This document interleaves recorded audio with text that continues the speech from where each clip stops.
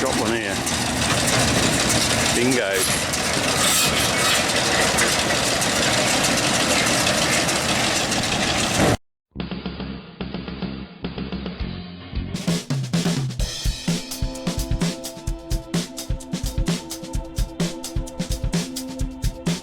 Right, I'm on to rowing up the grass now for hay. It's looking really good actually. Look at this, let me just spin it around. So this is dried perfectly. It's a lovely green colour, healthy looking, no rain on it. Absolutely wonderful, beautiful day. Just putting this into, well, it's almost rowed up anyway. Rowing up. Don't want it too, maybe put it one hole. Oh, there we go. I think that you don't want it too narrow. The baler's got to pick up.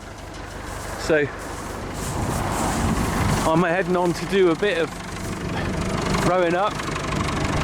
This isn't the easiest of fields. I think I said before, the chap who owns it has put a lot of trees in here, which makes it very difficult. But we get what we can out of it, and every little bit of hay you get is a bonus. So even if a little bit gets left by the trees, doesn't really matter.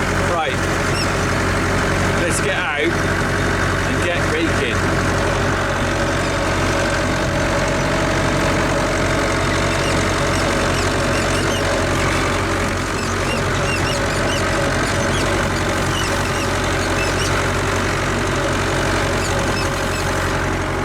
I tell you what, I absolutely love doing this job, I really do. Harry was on it the other day. Unfortunately I didn't have my camera with me. There's a few pictures, here's a few pics.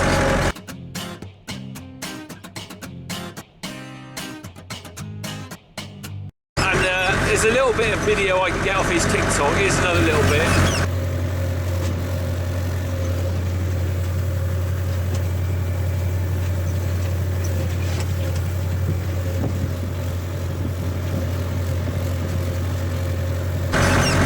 My camcorder with me, so I didn't film him doing it, even though he's no longer CGI.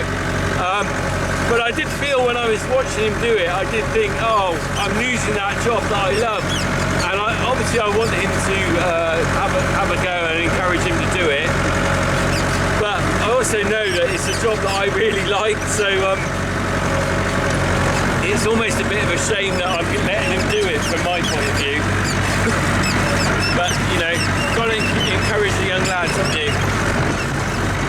There's something about these little tractors as well. You know, I'm sat on this, I can hear the purr of the Perkins engine, and it's just a lovely sound. I was sat in the long grass watching Harry do it yesterday, and I just thought it was bliss. It was about 5 o'clock at night. The sun was just sort of warm, but not too warm, and he was going up and down, and there was just that sound, you know, that purr almost, and you don't get that with the big tractors. Obviously, you know, a lot more practical with big tractors. On these little fields I'm doing, it's no good me having a massive hay rake for them, because all the little trees and stuff in the way. There's still a place for this kit. There really is. And I met plenty of people when I was doing a meet and greet and stuff at Scotland who still run a lot of this sort of kit, and why not? You get too carried away with having the biggest and best. I know what Harry wants, he wants the biggest and best, but I've got to kind of let him understand this stuff as well, because there's a place for it, there really is. There really is a place for these.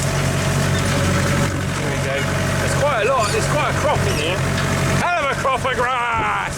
It's quite a good crop. I'm pleased to see this. I think we had about 20 bales last year. I'll probably get about the same up here.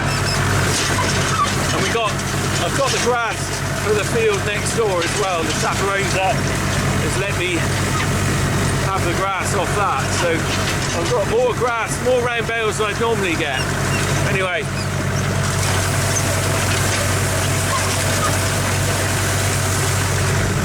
Right, we'll have a look at the end, I think.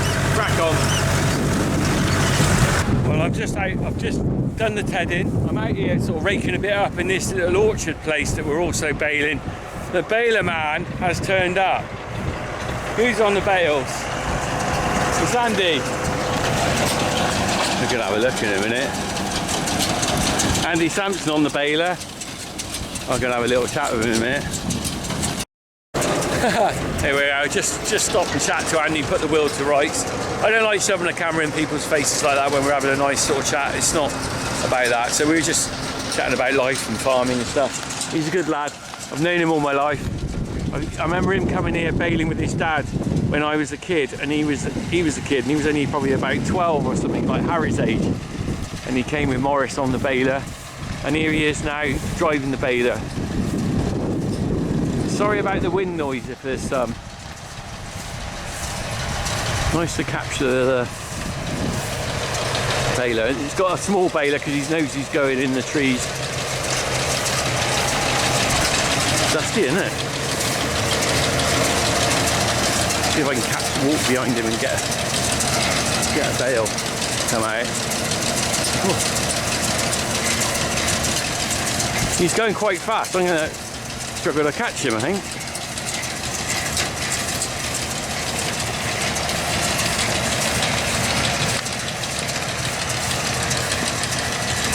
When's he going to dump one? Is he slowing down? No, he's just slowing around.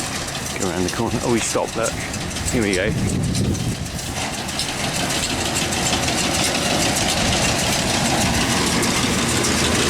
Let's drop one here. Bingo.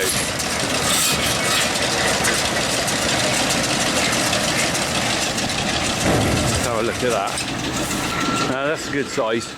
These are 4'3" apparently. Or you could have them in 4 foot, so I wanted a slightly bigger bale because last year they were a bit small. It's nice hay. It's a lovely, it's really soft meadow hay. They'll love that. And wasted a bit. Look, I might come round another day and pick up because I didn't have the tailgate in when I was tedding, and it's messed up, and it's a bit awkward with these curves. But that's lovely. The best hay is the meadow hay from old traditional pasture. The cows love it. It's just very soft and palatable. If you pick it up, it's not in your hands. It's not a kind of, I'm trying to think where the sun is the best. Sorry about that. The sun's over there, right above me.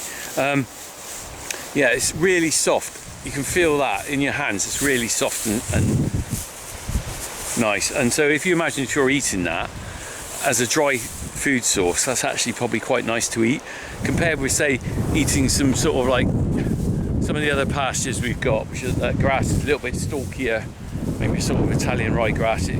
When it goes old, it goes to seed, it's very stemmy, and probably on a cow's mouth it's probably not quite so nice to eat. Because the thing about hay meadows, you tend to let them go to seed, you see, so they are a little bit past their prime for maybe nutrition, but you get a lot of bulk. This is lovely hay.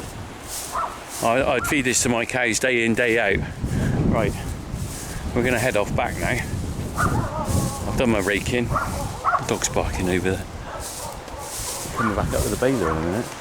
It'll probably get a few pictures. So he reckons about 12 bales out here. He could be right.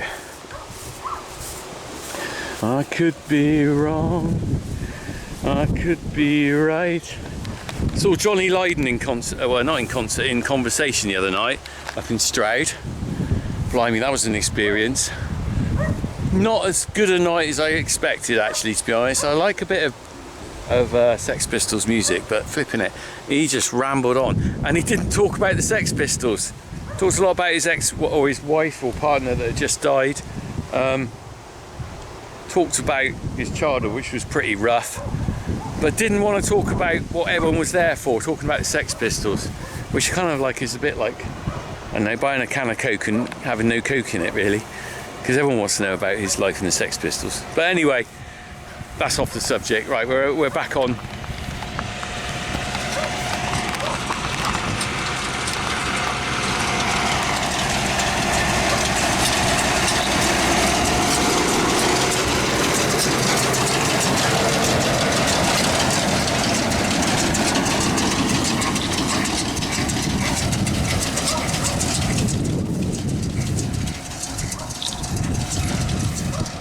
Where do you reckon the next bale's going to be then?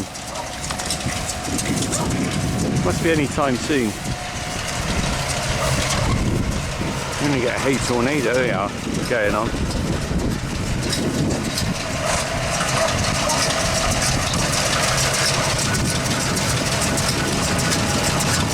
About to drop one.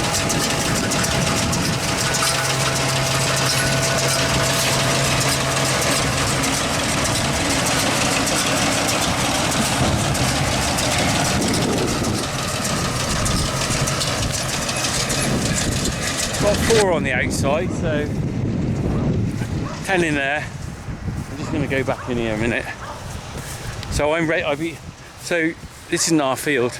I'm just doing it for the neighbour who's got it up for sale actually, all the plot. And this is a lovely little orchard. His father, my teacher, Mr. Grudden's planted 20 years ago. And well, let's get in. I've got to get back. Got the rake in the back of I. Oh no, it's like it didn't drive off, wouldn't it? Otherwise that would be a problem.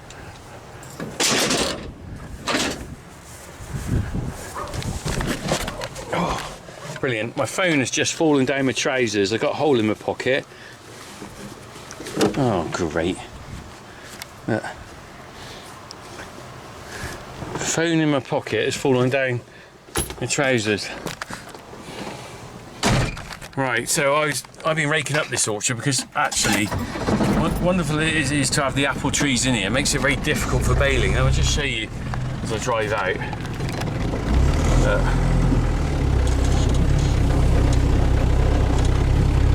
So I've just done down the middle and Andy can get in.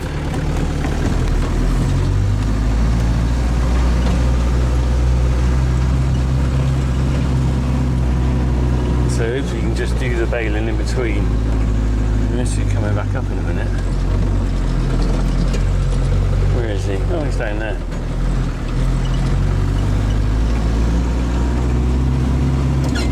Right. I'll be back along here. Probably a boss man Harry, I think. He wants to have a go at loading some hay at some point. But I'll load up and take some back another day.